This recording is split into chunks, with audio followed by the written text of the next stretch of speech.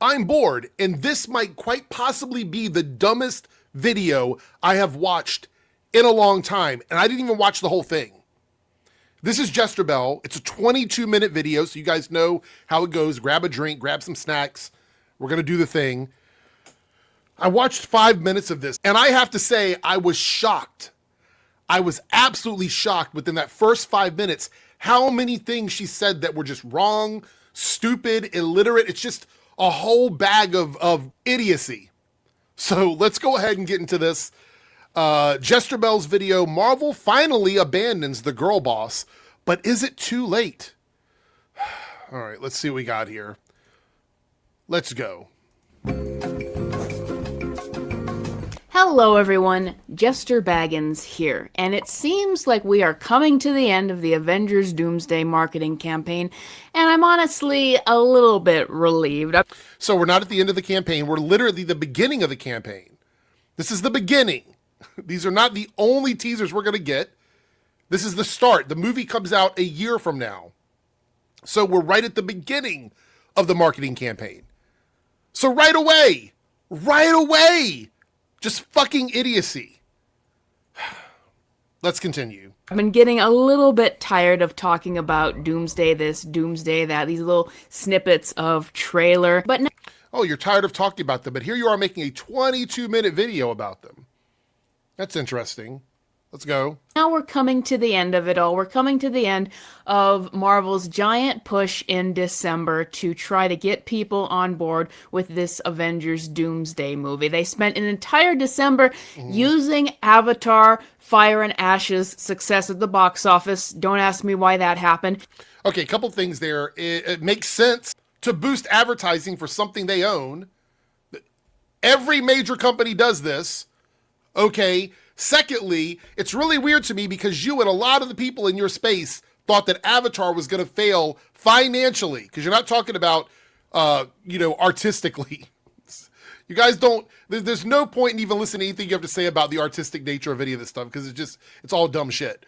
All you understand are finances. You thought it was going to fail financially. It has not. It's still making money. It's had incredible week-to-week holds. So, yeah, I mean, it's not shocking to me or anybody else who talked about that movie leading up to it. But you guys, you always got to look at the negative shit. It's always the negative side of stuff, every time. In order to advertise Avengers Doomsday. Right. And I gotta say, I do think that their marketing has been effective. For a year now, ever since they announced this movie, it had just been this sort of thing of dread. All right, let me speed her up. I can't stand, she talks way too slowly for me. So let's go ahead. We're going to pitch her up to 125 because I can't do this slow shit. Where people weren't happy with Robert Downey Jr. playing Doctor Doom, and the entire thing seemed nostalgia bait. I honestly don't even think it's nostalgia. It's just pandering. There used to be a much harder line between like targeted marketing and pandering, but that line is gone. It is gone. With the introduction of social media, places like TikTok and Instagram and things like that, all marketing, I would say, okay, we're not going to say all. Over 80% of marketing, I believe, leans into pandering, because anytime you see something that makes it feel like you're connecting with that thing on a higher level than just someone trying to get you to buy it, then that's pandering. That would be pandering. Let's continue. The fact that that is what the movie is hasn't changed, but the perception of it seems to have, at least somewhat. Now, I think that there's still a lot of casual fans that aren't on board with this at all. I've talked to people in real life who just think it's going to be awful. Okay, anecdotal. Love that. Love that for you. So we're going to do anecdotal on my side as well when we get to those points, because you always love to do that. I do believe that Jesterbell's general audience, the people that watch her, do the emotional connection thing. They want that echo chamber, very echoey. So anecdotal references really do help, because it pulls on that emotional feeling that she's trying to convey to her fans, because it's not facts. It's definitely not facts. Not that. But here's the thing. The marketing that they have going on right now is for a specific group of people, the hardcore fans, which is why they made the trailers hard to find.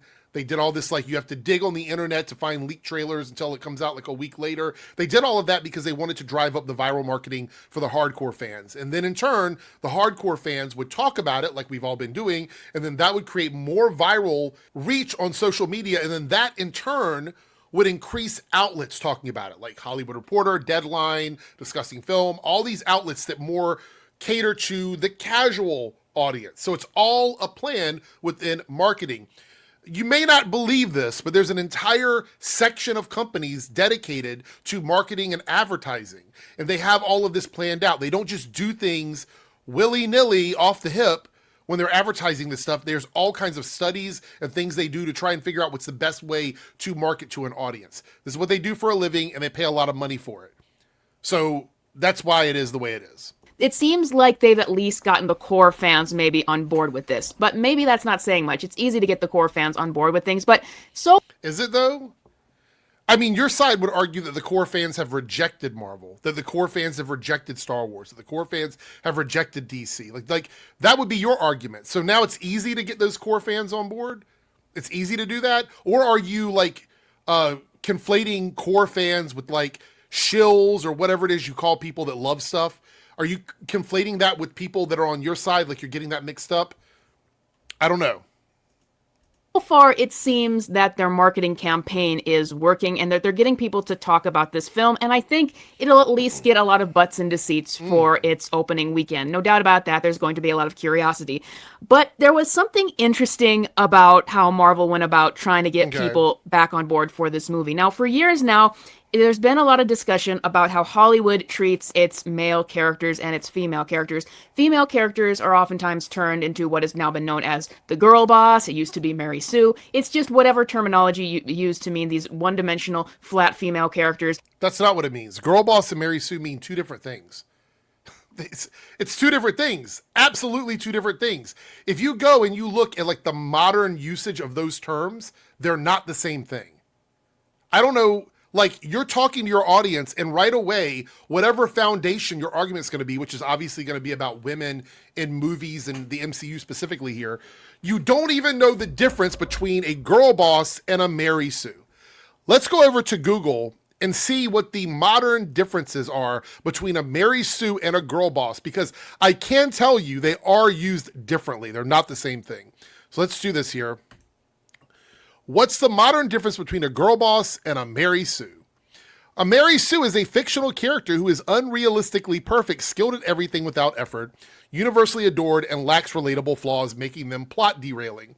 A girl boss, on the other hand, is a modern archetype for an ambitious, assertive, career-focused woman who overcomes obstacles easily but often lacks depth, sometimes bordering on abrasive, symbolizing a flawed take on female empowerment. The key difference, Mary Sues are flawless by definition, while girl bosses are characterized by their specific, often shallow brand of professional success, with both tropes criticized for lacking authentic struggle and realism. So even if you're using them as a pejorative about women in these movies, they're not interchangeable terms. They're actually different terms, and they don't even really overlap on any of the stuff. Like a girl boss and a Mary Sue could exist in a situation where they're both there, but being the same thing, that's like butting heads together. So that doesn't even make sense. So already you're starting your argument on a misunderstanding of the terminology that you're using. So I can only assume the rest of this video is going to be wrong as well. Oh, this is so frustrating. It is so frustrating to watch her sit here with these notes in front of her where she writes out a script, a guideline for her videos, and not bother to even do 5 seconds of research on the stuff that she's saying. It is so utterly frustrating to me. Because if you're going to be a grifter and you're going to get on this space and you're going to make outrage content, the least you could do is understand the terms that you're using. The fact that you think those two things are the same is a big fucking problem. But let's continue and see what it is you have to say. Who serve no other purpose than to come on the screen and announce they are strong. They serve no other purpose than to give off the idea that there is a presence of female characters who are acting tough and strong in a super... Like, I read what they mean. Like, we looked at the modern usage of those two terms, and it doesn't mean any of that. Go ahead. Superficial way, like the male characters were, in a completely superficial way, though. And the male characters have, meanwhile, been humiliated and character assassinated and torn down and replaced by female characters. Okay, so let's look at that for a second. There's only one character in the MCU, one woman in the MCU that has quote-unquote replaced another character in their mantle permanently, and that is Shuri as Black Panther. And we don't even know how long she's going to hold that title. We have no idea. And that's because we had the unfortunate death of Chadwick Boseman in real life, and they had to shuffle and move things around to make it work. But she's been Black Panther in the comics. So I don't even see why that's a big deal. The other two would be Hawkeye and Thor. Now with Jane Foster, she was the mighty Thor, and she's dead. So Thor is still Thor. She's no longer even around. So that's not a thing. And we have Kate Bishop as Hawkeye, who is a successor to Clint, but Clint's still around. She's just a successor to Clint in that role as an archer in the MCU. That's it. There's no other examples that you could give me of a woman coming in and replacing a man in any of these movies. It doesn't exist.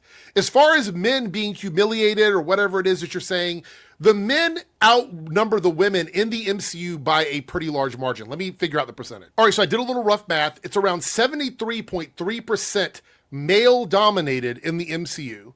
26.7% of those characters in the MCU are females. So the males outnumber females around 3-1. So when we're talking about having a room for like dynamic, different types of characters, there are more men in the MCU to play around with than there are women.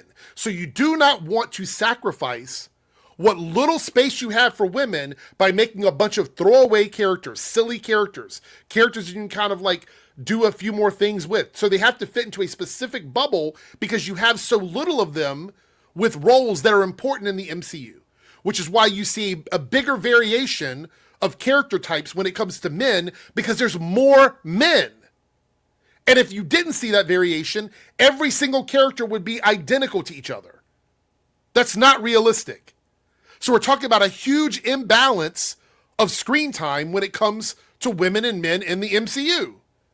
So clearly with more men, you're going to have a more diverse group of archetypes, a more diverse group of personalities, of characters, of stories, because there's more of them. And you don't want to waste the precious time you have with the women doing a bunch of things that you could do with the men, because the men just have more room for that. That's why it is the way it is.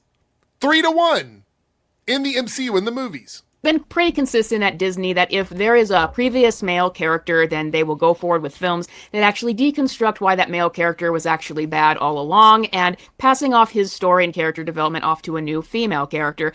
Where? Which one? There's only one. And it wasn't even story and character development. The mantle of Black Panther got passed on to Shuri. That is the sole character that has happened to in the entirety of the MCU movie universe. It's the only one. It's it. That's the only one. But she's not giving examples because she knows it would break her narrative down. This is how they do this. Like if you're watching my video for the first time, or you're someone that's been coming back to my channel for a while with Jesterbell, this is a very clear example of how a narrative is spun.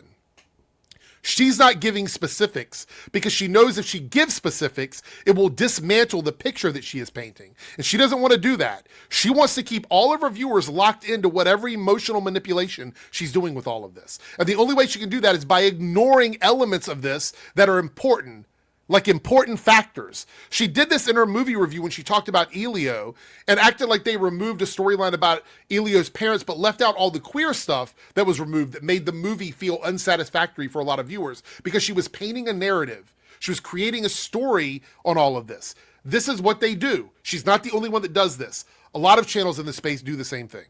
And that's been going on for 10 years now. Now, it didn't happen right away for all the franchises. It happened with Star Wars back in The Force Awakens. How could it happen right away?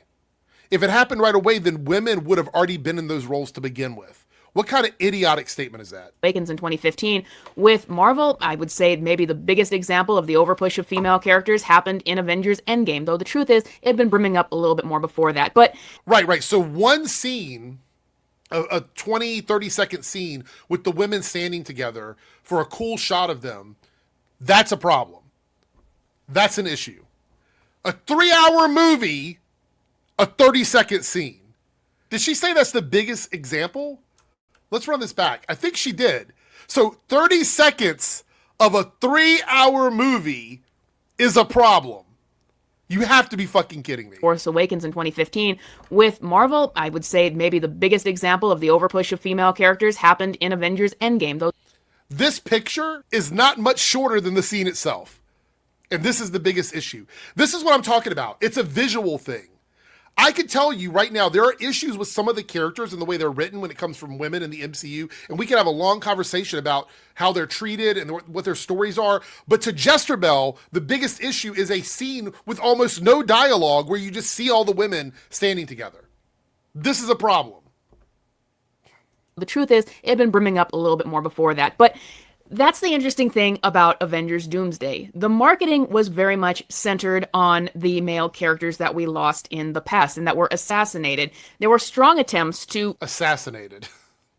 Okay, so let's talk about the teasers that we have before she talks about them. I just want to get it out of the way. Captain America, a character who had one of the best farewells in the MCU. He got the story that he wanted. He got the love that he wanted, the relationship he wanted, and he passed the shield off to his best friend, Sam. I don't know how that's a character assassination, but I guess it's what she considers character assassination. I don't know. And yeah, you could argue that Thor: Love and Thunder wasn't a great movie, but the movie wasn't a problem because Jane Foster was in it as Thor.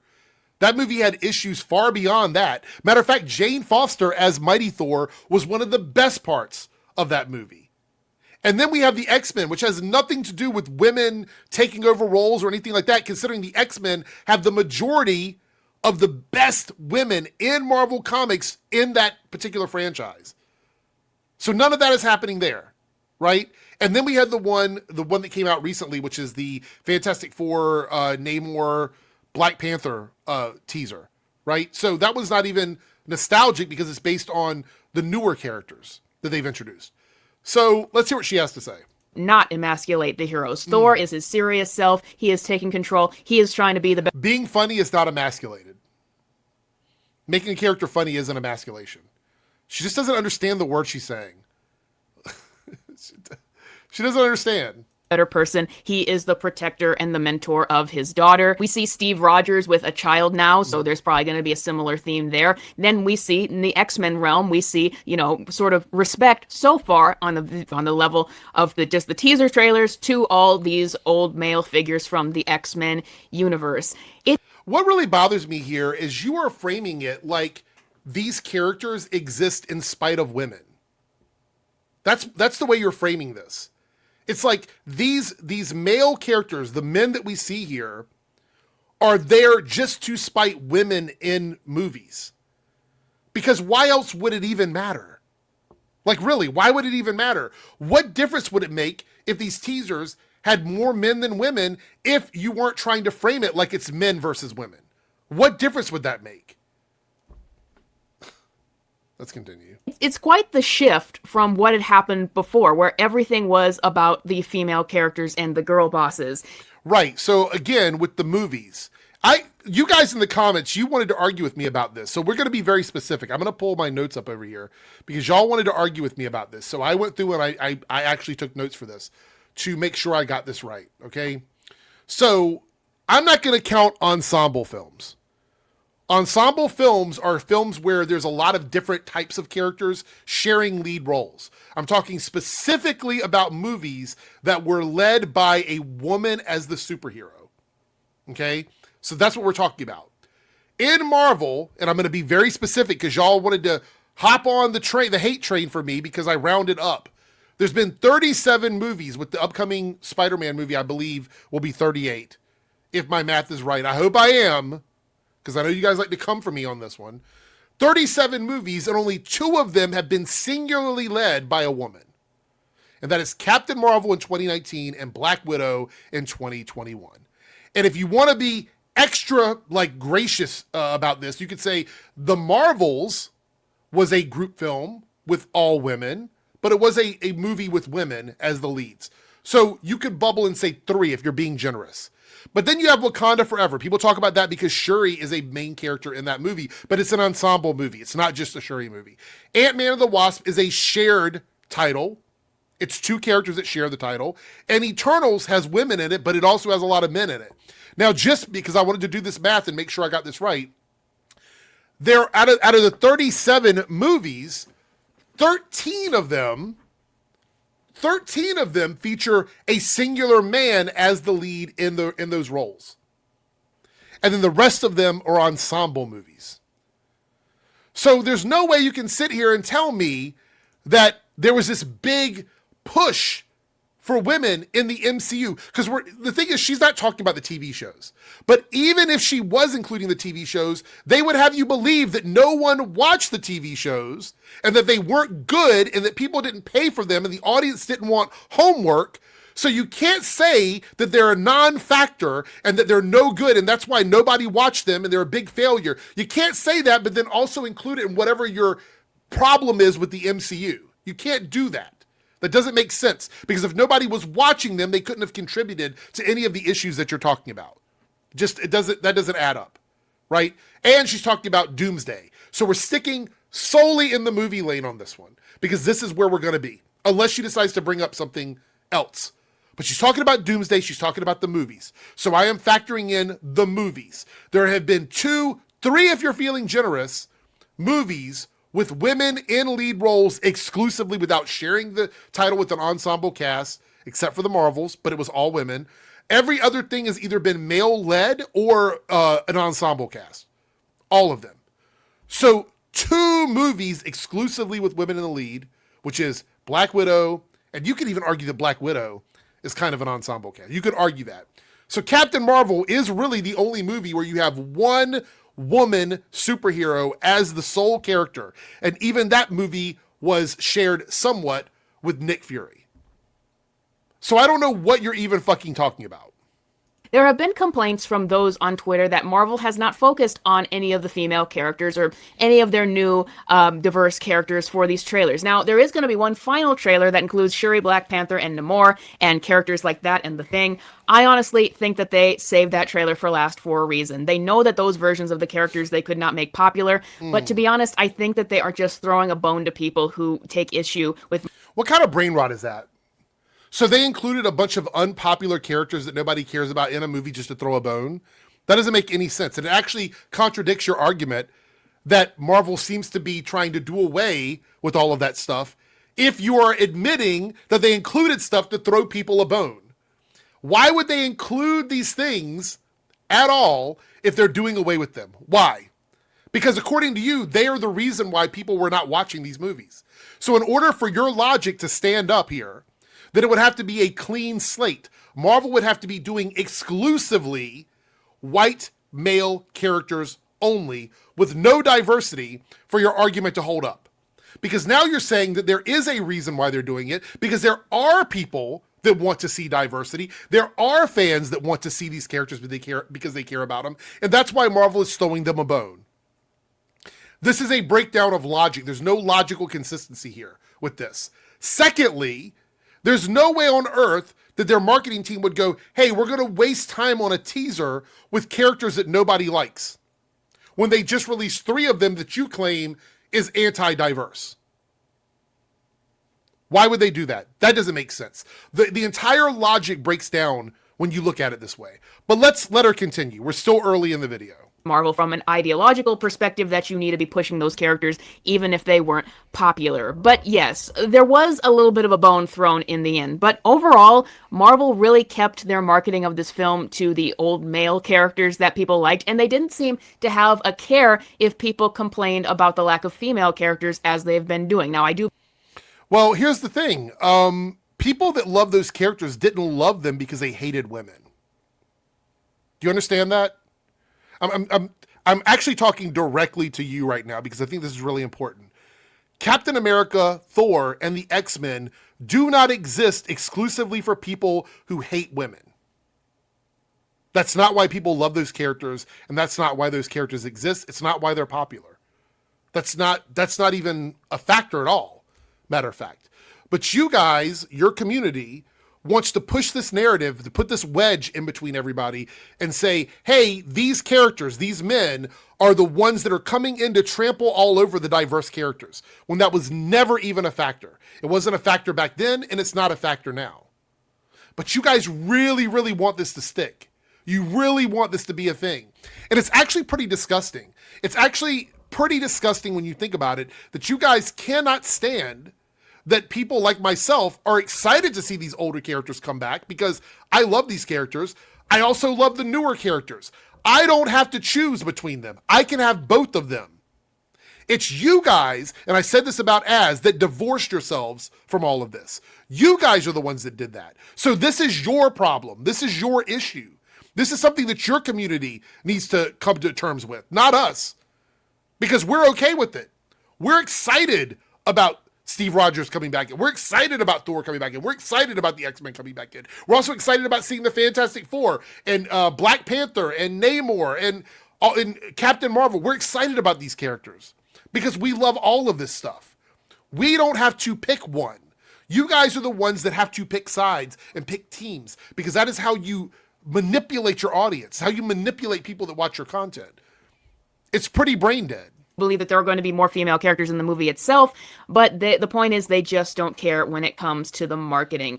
And to me, I'm hoping it's not all the marketing. This is the very beginning of the marketing cycle. That finally signals a change. I'm hoping, are we finally done with the era of girl bosses? I wrote down some notes here, and I want to talk about why neither Captain Marvel or Black Widow fall into the typical girl boss tropes. So, Carol's dealing with a struggle with her identity. She's had to deal with manipulation and gaslighting. She's been conditioned to suppress emotion and obey authority, which is why she comes across so cold and so stoic, I guess is a good word. And her power was locked away. And so a lot of people feel like, oh, she just had all this great power. But you dismiss everything that led up to her getting that power and her losing all of that in the process to become manipulated and controlled by a different civilization altogether. She's not emotionally invincible. She's just emotionally constrained, I guess is the best word for it.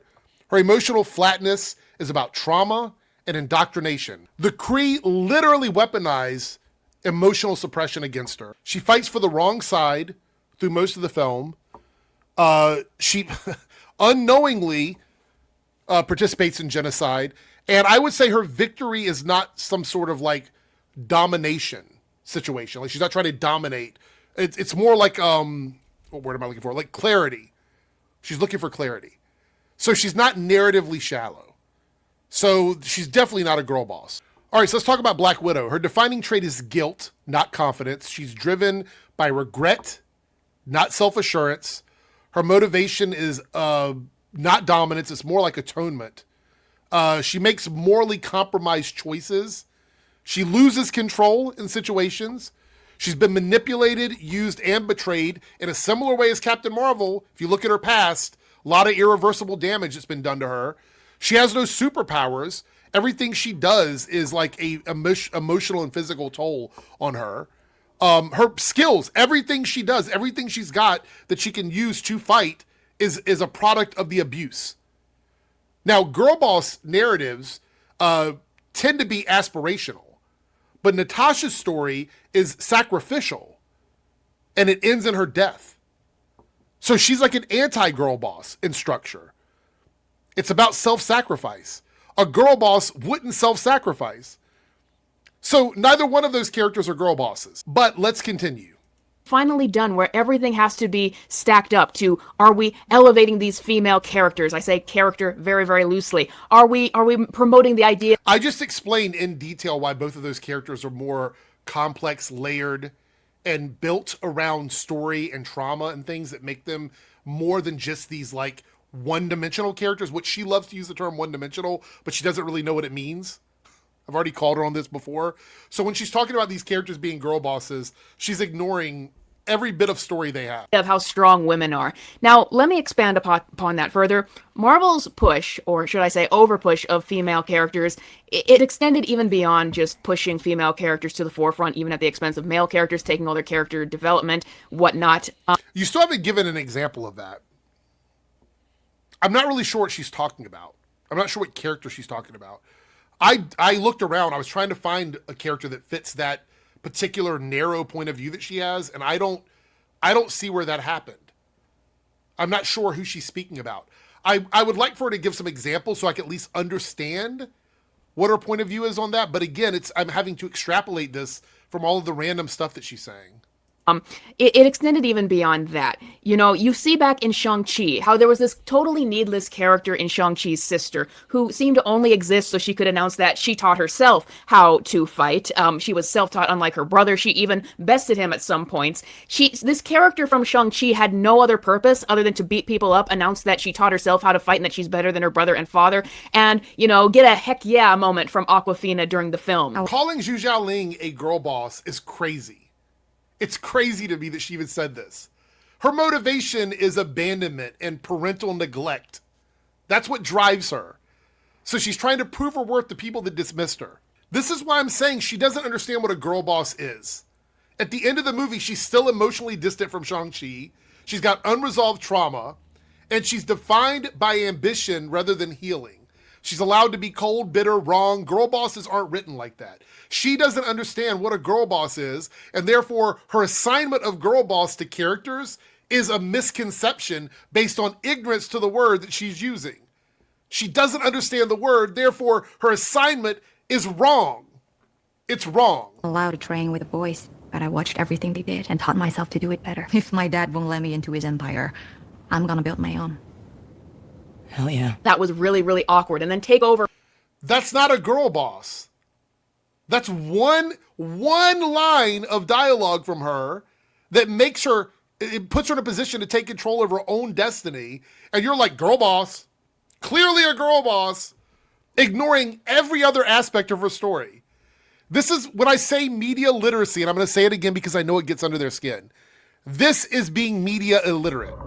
This is a perfect example of that. That one line does not equal she must be a girl boss. You're ignoring all of the other stuff that happened to her in the movie and cherry picking the things that proves to you and your brain dead viewers that she's just a one-dimensional girl boss character. Go back and watch the movie. Her father's business at the very end. Characters like that in the Shang-Chi movie, which I don't even know if people remember, they were only there to pander and announce, like, look at us, we are announcing that women are strong. That happened in the Black Widow movie as well. There's this really odd moment where it's like the story stops, where it needs to talk about Natasha Romanoff's mother and how her mother was just relentless in finding her, and her mother was so strong and she was looking for Natasha to the end. Stuff like that would be inserted into films. And by the way, in the comics... What's wrong with that? What is wrong with women talking about power? Why does women talking about power equal girl boss, equal bad? Like, this is so morally wrong. It's absolutely wrong. Natasha's parents vary. They were in an early comic. Later on, I think that it made it so she never knew her parents, something like that. It was really odd for the Black Widow film to... It's a different thing. It's an adaptation. I don't give a fuck about the fidelity from the comics, and you don't either, because you've argued against fidelity in the past, so don't be a hypocrite. All of a sudden just stop itself and announce just how strong Natasha Romanoff's supposed mother she never knew was. Stuff like that you see all across Marvel. It wasn't just, you know... And neither one of those things that you showed were examples of being a girl boss. Neither one of them. Really, really promoting new female characters, even over the male characters. It was that everything had... So she actually wasn't promoting herself over other male characters because the male characters in the movie had already considered her under them. That was the way it was established in the fucking movie. The reason why she had to train and do all the things she had to do more than the other people that she was around, more than the other boys she was around, is because they had classified her as lesser than because she was a girl. Therefore, she wasn't trying to promote herself over the men. She was trying to say that she had to work harder to reach the same level as the men. That's not a girl boss. That's not a trope. And we're talking about Black Widow. They weren't even talking about men in that scene. It wasn't even about a guy. It was about her and her mother. So what the fuck are you even talking about? And Black Widow is a character with a long established history in the MCU. She's been around for a long time. So you could have picked any other example you want, but you go specifically to the Black Widow movie where she is the lead character, and that's the one you decide to pick on. But you ignore all the other Black Widow stuff that has happened. Like back when she was introduced in Iron Man, why don't you go back to that and talk about how Black Widow was treated in that movie? That would be really interesting. You got plenty of time. Let's do it. I challenge you. Let's go back and talk about how Black Widow was treated at the beginning of her time in the MCU. I would love to do that. Had to become about, are we, doing an epithet? Are we doing a big statement about how strong women are in real life? You see this all throughout Doesn't matter in real life. It doesn't matter. It's a movie. It's fiction. Marvel, and I believe that is what gave rise to the term MCU that has been thrown around. No, that was Nerdrotic who started calling everything MCU simply because he doesn't like women in movies unless the women are subservient to the men. That's it. That's the definition of MCU. And it doesn't even really line up because, like I said, there's not a lot of movies with women as the lead characters. And when you have an issue with women as supporting characters in movies, then it really, the sexism and misogyny really shows then. Has been thrown around because that was what one of their main focuses were for these movies. Just, are we making statements about how strong women are? And it didn't work. And you gave two examples that do not even really cater to the girl boss narrative. That's really interesting. And we still got how much time in this video? Like over 10 minutes? Once again, it was just pandery and it was forced and it turned people off and it annoyed people.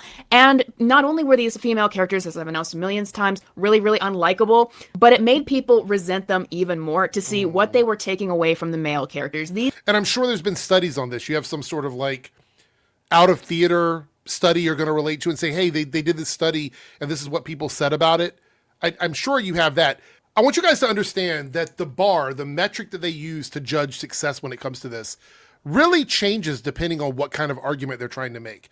For example, Captain Marvel made over $1 billion. Wakanda Forever made almost $900 million. And these are movies where you had either an ensemble cast where a woman was one of the main characters or a lead like Captain Marvel. And they would still argue that a movie like Captain Marvel is a bad movie, even though financially it did a lot. And then you'll look at something like Black Widow, a movie that didn't really do well in theaters for a lot of factors. It was a COVID era movie. But even if you argue that it didn't perform well in the box office, they look at that movie and they go, well, that's an example of people not liking women because look at the sales of that movie. Look how poorly that movie did. But then again, if you give the example like Captain Marvel, the metric changes, the goalpost changes, the standard changes. There is no way to actually argue any of this without some sort of concept of what it is they're looking for from these characters. And we've already established that Jesterbell doesn't understand what a girl boss is. Therefore, her criticisms don't really make a lot of sense. So we've got a bunch of time left in this video, but I'll be honest, I don't know if she's going to make any sort of point that resonates whatsoever. I don't see that happening, but let's continue. These are male characters that made Marvel popular in the first place, that brought us to the movies, and they are being shoved aside for this. They were the first characters because there is an imbalance of male characters. I mean, you look at the OG Avengers, there was an imbalance of male characters. That's why that happened. There was somebody named Perlmutter who didn't believe in a Black Widow movie. And so they had to wait forever to release that, who didn't believe that black people should be the lead of movies because they wouldn't make any money. And we see how wrong they were about that. So this concept that these male characters were successful because they were male characters makes no fucking sense to me. Please make it make sense. If your entire argument hinges on the fact these are male characters, white men, then you have to prove to me that the success of those movies rests on the fact that they are white men. Don't show me how the women have underperformed. Show me how the men overperformed. Give me examples of why these male characters are so popular without saying that they're popular because the women are bad. That's not an argument. That's not a stance. Messaging. I mean, you can think about Thor: Love and Thunder as another example about how this messaging had to go first. Gore the God Butcher, this violent character from the comics, his storyline is made into the importance of his daughter, and then Thor is made into a joke while Jane Foster gets the spotlight. And let's not forget the absolute disaster that was Gender Swap Taskmaster. It was a whole... By the way, Jane Foster was really good in Thor: Love and Thunder. And The Mighty Thor is a story from the comics. Remember earlier when she talked about Black Widow and the fidelity from the comics? Remember that? Remember when she talked about that? And she was saying, oh, well, this happened in the comics, but it didn't happen in the movies and blah, blah, blah. Well, here you are looking at a story with Mighty Thor where that is actually fidelity from the comics. And she doesn't like that. That's not good fidelity. That's why she's a pick-me. She's a pick-me because she's just cherry picking what it is that she needs to create this narrative in order to sound off to all of these other grifter channels that she wants to be associated with, that she wants to be in that algorithm with. Because fidelity only matters when it matters. And then when it doesn't, you just dismiss it. You just don't pay any attention to it. Matter of fact, we just saw her say that they gender swapped Taskmaster, and she didn't like that because it's not the same as the comics. But then you got mad that Jane Foster was featured as the Mighty Thor in a movie, even though that is something from the comics. It doesn't make any sense. Thing, and it was something that Marvel was very, very concerned with for many years. But here's the problem with all of this posturing, and that's what it is. All of this posturing did not lead to profit. Now, posturing? Are you really talking about them posturing based on what you've been doing in this video? The painting you've been making on the wall? The finger art you've been making on the wall with this? The really bad, poorly researched, cherry-picked arguments you've been making? That's fucking great. I would say that part of the great. reason these movies were so badly written and why this messaging got worse and worse integrated is this kind of idea that brought about all these female characters and the fact that you have to bring about more and more and you have to get the messaging in there. I think it was more than just the writers we used to have doing it. It was fueled by us getting new writers who were similarly motivated just by this ideology.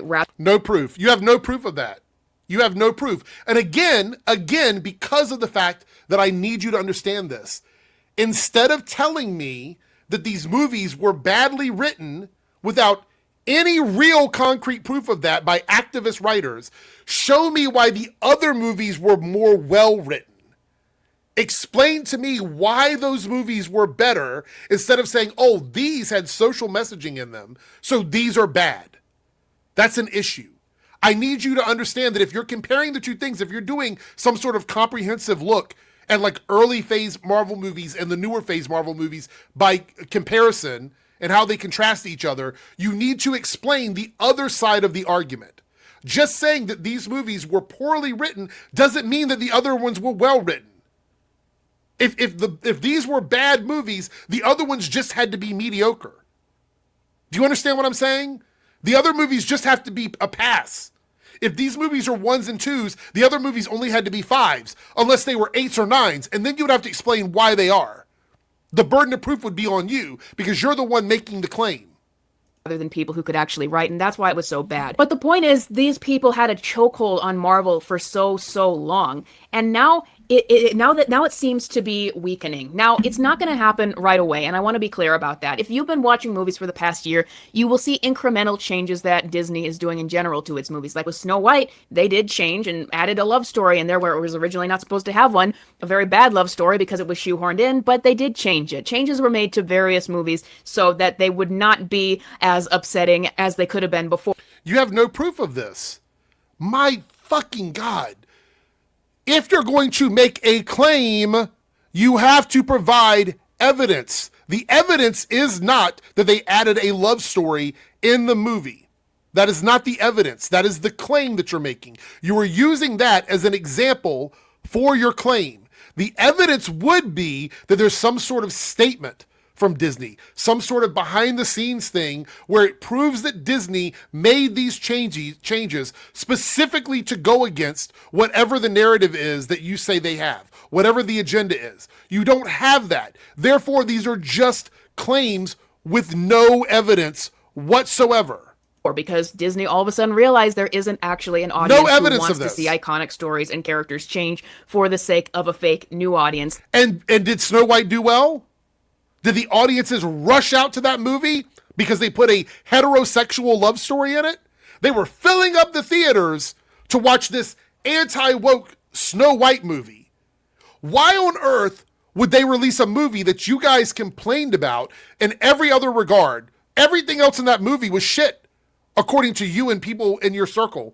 Everything else in that movie was shit. It was woke, it was XYZ, all this. But the love story, they put the love story in there because they were anti-wokeness in a movie full of a bunch of wokeness. Please make it make sense, because it doesn't.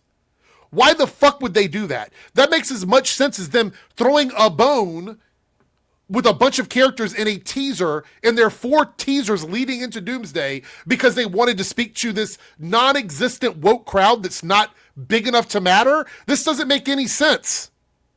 That does not exist. The problem is that you can't just uproot and gut films that were made and built on changing iconic stories from the past and then go back on it and expect to come out with anything good. But here is the thing. There are a lot of people out there that are very, very skeptical because it's been so many years at that point that Marvel would ever change. Here is the thing again. I believe that we are seeing change from Marvel, legitimate change. I think that people just need to understand that. Based on what? The characters that they're advertising from the first phases happen to be men because there was an overabundance of men in the first phases of the movies. The only woman they could bring back from those earlier phases would be Black Widow. Because there weren't a lot of women in those first phases. Most of them came later on, phase 3 and up.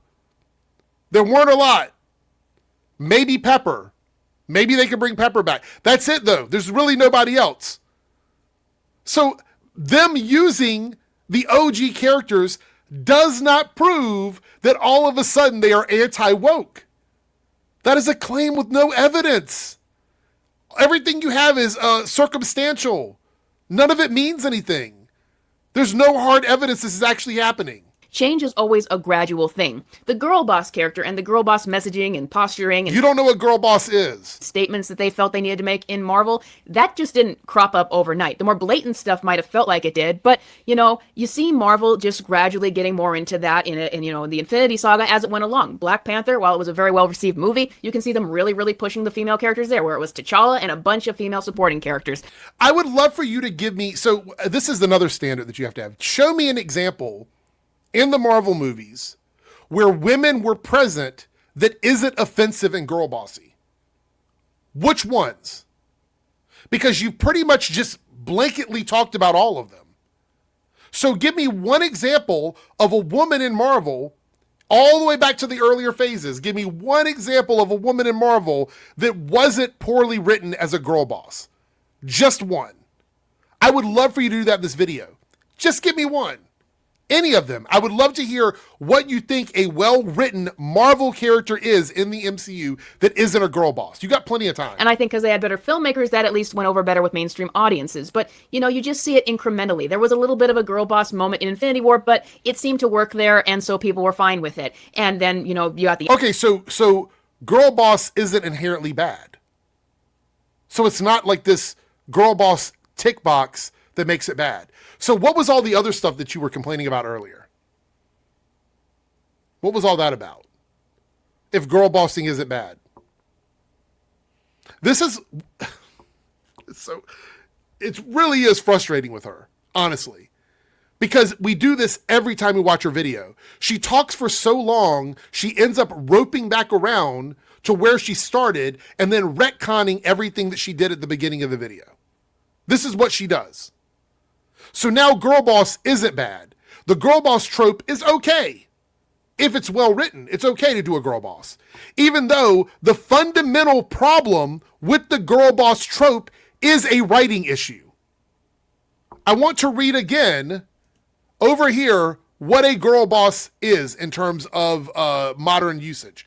A girl boss, on the other hand, is a modern archetype for an ambitious, assertive, career-focused woman who overcomes obstacles easily but lacks depth, sometimes bordering on abrasive, symbolizing a flawed take on female empowerment. It is a writing issue that makes the character unlikable, a character that nobody wants to support. So it's an issue. It is a flaw in the writing.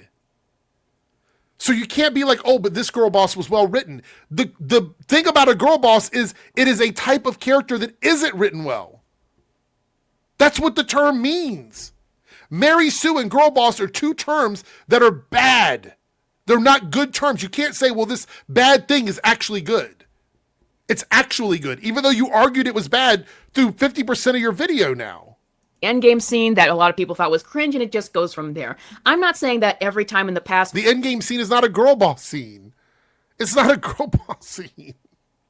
Marvel incrementally built up to the girl boss era, that every time it was done, it failed and was bad. What I'm doing there is just to show you that these kinds of things build up over time. They don't just happen overnight. We saw it gradually fade into Marvel in those last movies before it became the entire thing, before they're considering making a Blade movie that's actually about his daughter. Also, something that never happened. Now we're doing this. Now we're just talking about things that never happened. Also, I want to point out, the last few Marvel movies that we had have been ensemble casts with women. We haven't had a female-led movie. I mean, if you argue the Marvels, it's been a few years, right? It's been a few years since we've had a female-led movie. So I don't even know what you're talking about. So the point about all this is it's going to be a gradual fade out. As we see from this trailer, there were 3 teaser trailers that focused on the famous characters that we actually like, and then one new one that felt the need to focus on the ones that failed, which I just... Right, because that makes no sense whatsoever. That makes no sense. If Marvel recognizes that those characters are failures, they wouldn't make a trailer about them. This is what I'm talking about when I said earlier, it's a flawed logic. There's a logical inconsistency in what you're saying. It just doesn't make any sense. Think is throwing the angry people a bone. But I do think that we are going to see Marvel gradually move away from that more and more. Why? Because it just wasn't profitable. And look what happened. They had the biggest franchise. So all the movies that didn't profit for Marvel were girl boss movies. Is that what you're arguing? So if I go through and I look at all the movies since Captain Marvel, all the ones with white men as the lead are going to be extremely profitable, and all the movies that are not white men in the lead are all going to be unprofitable. Is that what you're saying? So there should be no movies that failed that have white men in any sort of lead role. All right, so I'm looking through the list here. Let's take a look. Oh, so Ant-Man and the Wasp: Quantumania did not make a ton of money. And the lead was Ant-Man. It's a white guy. And a white guy from back in Phase 2. Yikes. Yikes, that's not good. Thunderbolts didn't make a ton of money. That's got a bunch of white guys in it too. Wow. The Fantastic Four, First Steps, also didn't make a lot of money according to you guys. That had some white guys in it too. Interestingly enough though, Black Panther: Wakanda Forever made almost $900 million. And Doctor Strange in the Multiverse of Madness, where you had Wanda as one of the main characters, made almost $1 billion. Thor: Love and Thunder, which had Jane Foster in it, made almost $800 million. It's almost like what you're saying just doesn't have any real evidence whatsoever, except for you speaking to the echo chamber that watches your videos. It's almost like that's what's happening. On Earth, a franchise that was getting near $1 billion per movie, and it just reached a new high of $2 billion. Okay, so again, it's not being real here. It was not getting $1 billion per movie. That is not true. It's not true. The first $1 billion Marvel movie was Avengers. We have 10 more movies that crossed $1 billion. Let's go through the list. Iron Man 3, Avengers: Age of Ultron, Captain America: Civil War, which is Avengers 2.5, Black Panther, a black-led movie with a bunch of women in it. Holy shit. Avengers: Infinity War, another group film. Captain Marvel, interesting that the black-led movie and the movie with a woman in the lead both made over $1 billion in a sea of movies with white men as leads. Interesting. Spider-Man: Far From Home, Avengers: Endgame, Spider-Man: No Way Home, and Deadpool and Wolverine. So a total of 11 movies out of 37 have made over $1 billion. And some of them in that list, the sole leads of those movies were diverse. We had a black lead and we had a woman lead in a sea of movies with ensemble cast. So I'd really love for you to, again, provide some substantial evidence for your claim that makes sense. Because what you said just now is not true. When they started this stuff, they thought that they were too big to fail, that everyone would always go see Marvel movies. And now we're coming off of a No, they just thought that people weren't bigots and homophobes and misogynists and sexists and racists. They believed that people weren't those things. And we found out in recent years, there's a lot of racists and bigots out there. There's a lot of sexists out there. There's a lot of people out there that don't like diversity. Even though there shouldn't be a problem with it, but they overestimated or they underestimated I should say, the amount of people who are bigots. 25, where all of the Marvel projects flopped. It was a complete bloodbath, and so many people are turned off. It is still a question exactly how much money is Avengers Doomsday going to make, because so many people have been spurned over the past 6 years from that stuff. I guess I should mention right here, I assume people already have the context, but I better provide it again. The problem, once again, is not putting female characters in Marvel movies and really promoting them. The problem was allowing the activists to take over, allowing it not to be, I'm really inspired to write this female character, or I think this female character could be successful. Okay, so what I need you to do then is I need you to give me some better examples. The only thing you showed was like a little scene from, I think it was Infinity War, where we had some women working together, and you're like, oh, that girl bossy stuff was okay. Give me something more. I need to understand in your brain up here what you consider activism and what isn't activism, because it's a gray area for me. It really is, because you're going all the way back to the point where there were no women in leads in Marvel, right? If you're going all the way back to Infinity War, that was before we got a woman lead, which was Captain Marvel.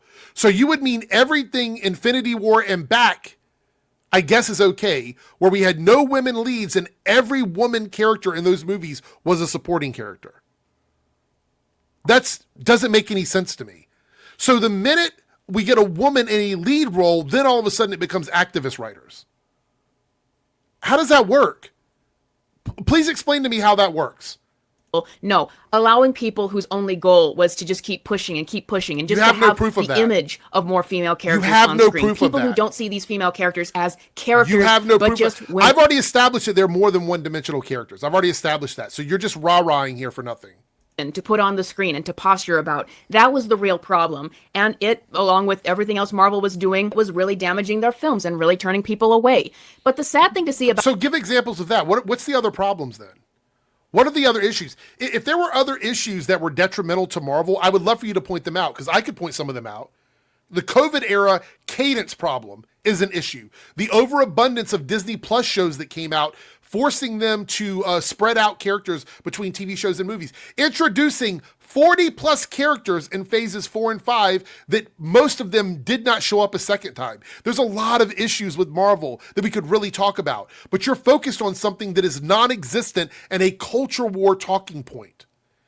Please give me some examples of other issues that Marvel has that isn't just women are girl bosses, everything post Infinity War.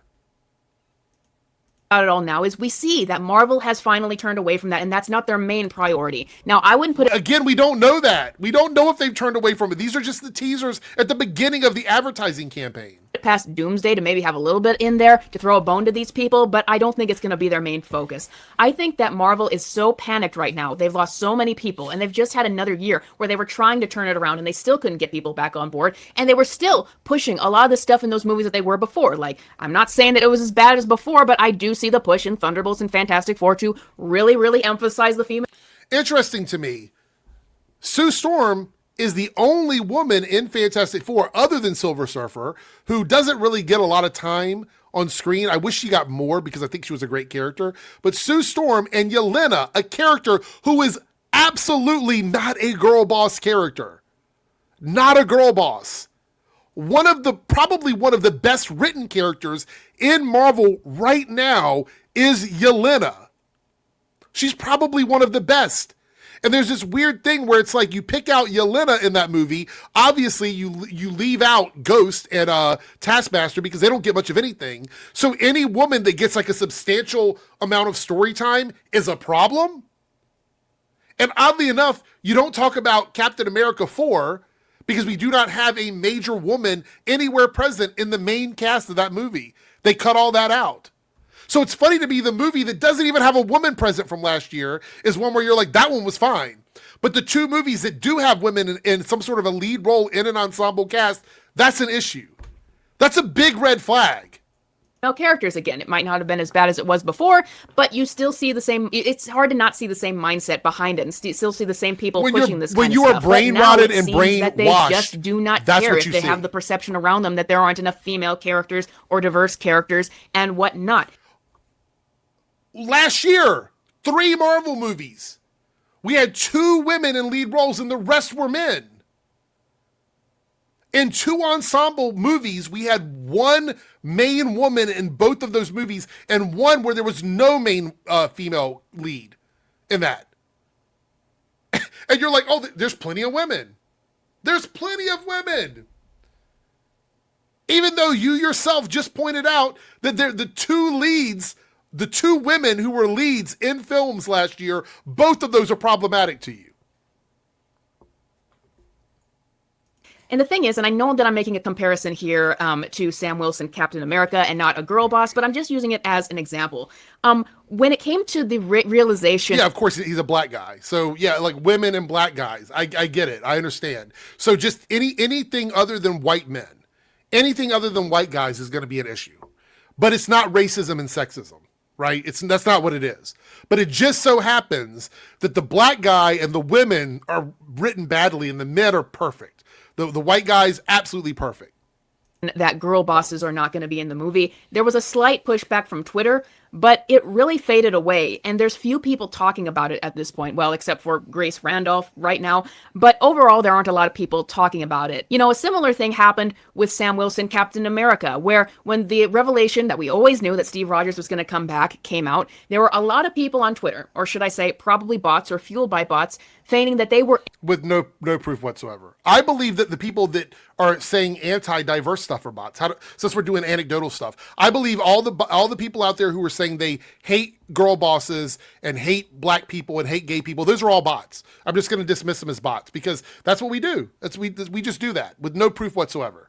Angry that this was doing Sam Wilson dirty, as if there are that many people who cared about this iteration of Captain America in a movie that flopped. Right, so we only care about people when they are supported by the public. Everyone else is just shit. Who gives a fuck? Nobody likes him, so we're just going to toss him aside. We're not going to give a shit whether or not he has fans or how he's been treated as a character. What a great way to look at Sam Wilson, a guy who's been around since the beginning, right? What a great way to look at him. We're just going to treat him like shit because they put red, white, blue on him, and now all of a sudden everybody has a fucking problem with him. It's really crazy. I saw the same accounts that were getting mad, supposedly, about Sam Wilson not going to be Captain America in this movie, which we don't even know that, but Steve Rogers coming back and to steal his thunder. I saw the same people who had their Twitter accounts getting mad about it in these viral tweets. I saw those same people praising the X-Men trailer and the Thor trailer and getting all these likes from this. And what difference does that make? Those two things can exist in the same world.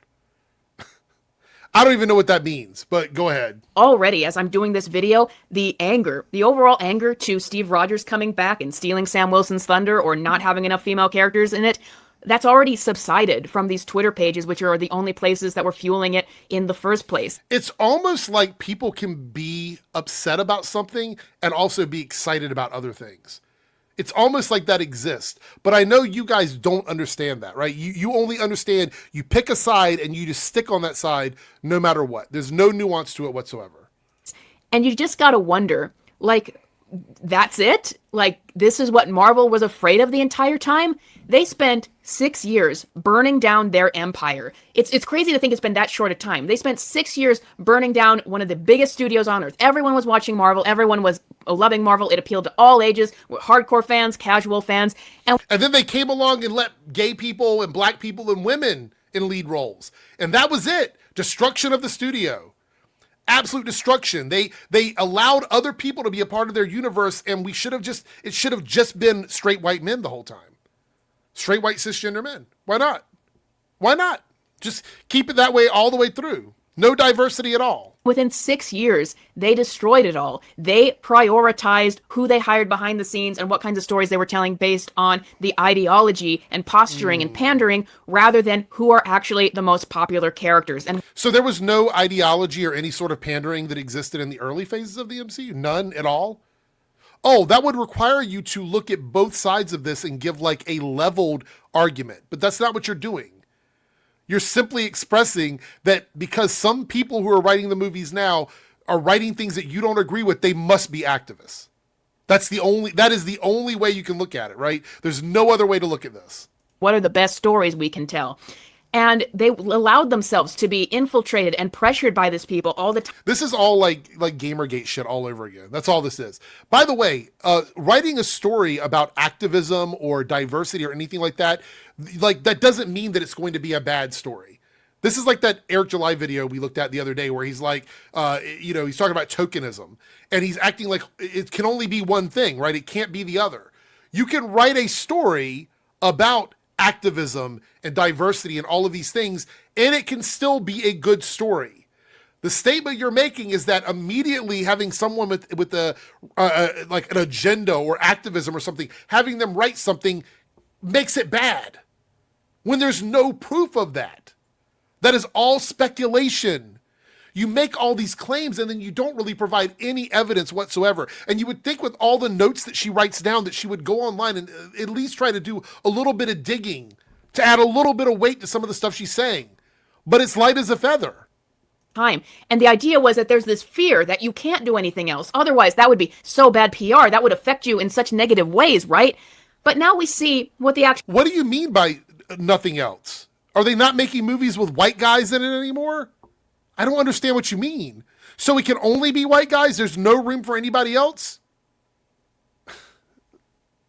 result of saying no to these people is a little spat on Twitter. I would argue fueled by bots. Twitter and Reddit are very, very fueled by activists creating bots, making... You don't know that because I could say the same thing about the anti-woke people. So this is all speculation. Again, claims with no evidence. Sure the right things are pushed.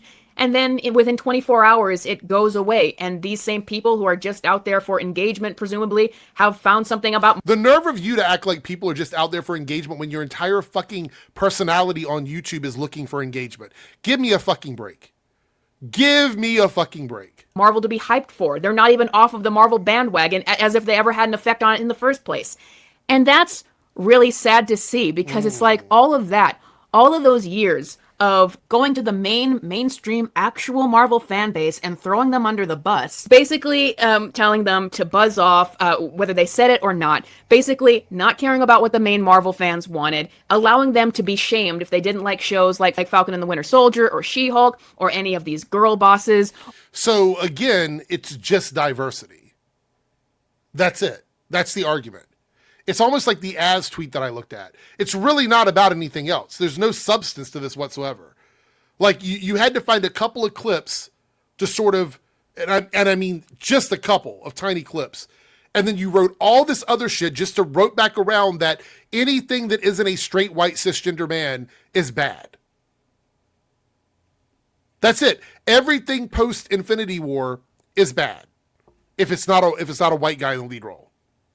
Or any of this kind of stuff. Shaming them if they ever even acknowledge the direction that they were going in. And just allowing that. Or allowing these kinds of people to perpetuate in the fan base. And because you notice no mention of Loki, no mention of Doctor Strange, no mention of the Spider-Man movie, none of this. It's always the same handful of things that they attack, that they go after.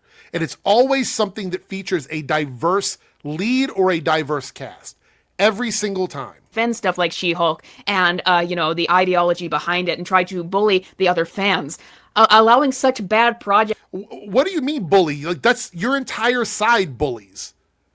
You're the foundation of what you guys do is bully. This is laughable. This is it is absolute, like the thickest layer of brain rottage that can come out of your ears and leak onto your fucking shoulders and all the way down into your chest, all over the floor. Your brain has to be melted beyond any comprehension to not see the irony in calling diversity bullies. When you're sitting here in a video right now saying that all diversity is bad and acting like we can all be dismissed for enjoying this stuff. That's crazy to me. To be made by people who wanted to push these stuff and that didn't even care about comics. You allowed all of that and you allowed it to affect you. I've been reading comics longer than you've been alive.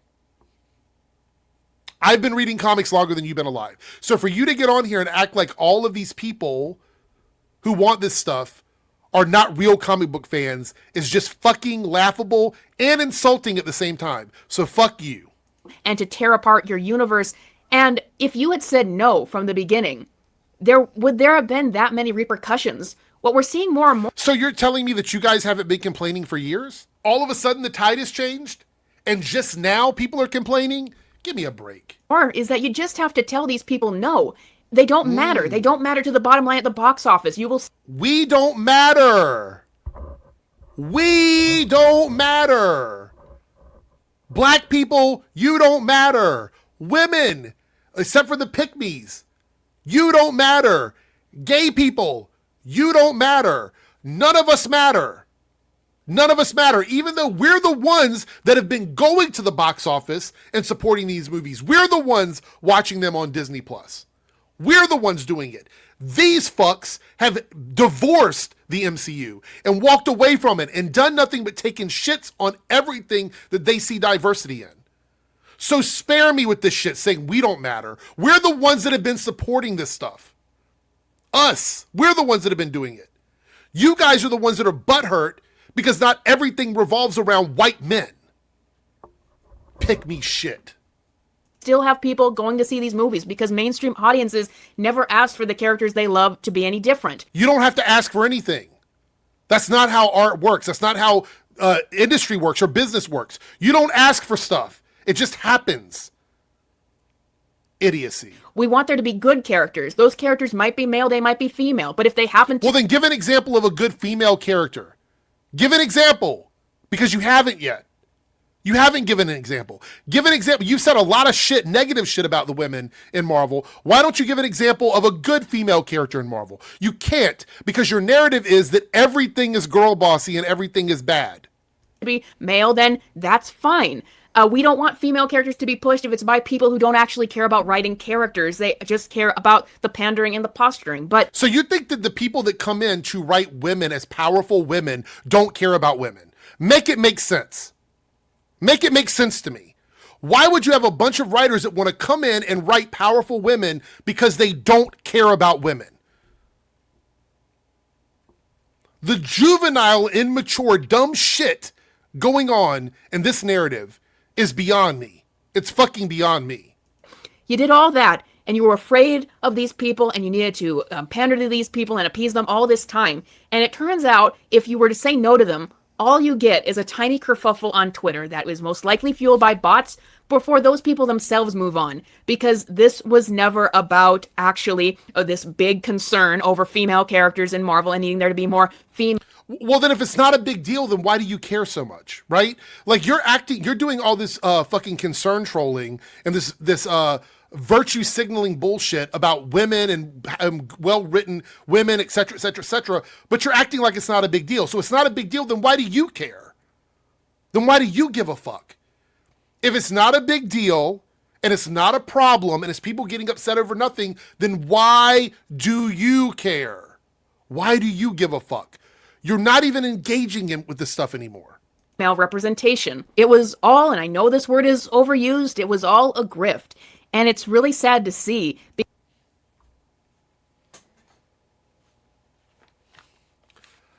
I gotta end it there. The nerve of Jesterbell to call what Marvel has been doing a grift, completely straight-faced, unironically, and without humor, is absolutely fucking insanity.